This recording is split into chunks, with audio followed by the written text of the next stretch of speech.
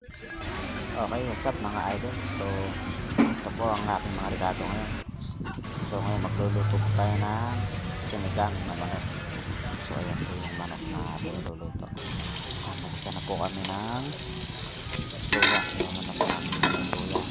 Para lumabas yung aroma ng luya. Kasi namad na namin yung luya. Nagisa lang po natin yan mga lods. Bawang. Paamoy natin, palabasin natin yung amoy.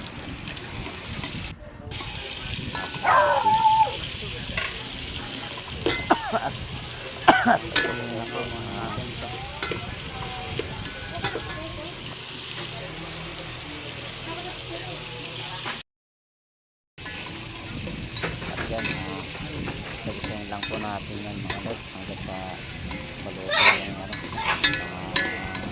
ingredients natin. Durog-durogin natin yung kamatis. Isa na hapon na may yung yung manok. Dong-dong talaga.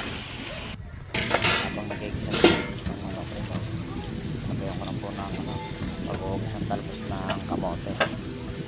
Talbos na pula po yung ginamit natin. Pati silip pang sigang sabay na po natin. Yan na nga po. Sabay pa rin sa pag-iinit para lumabas yung aroma pati ng manok.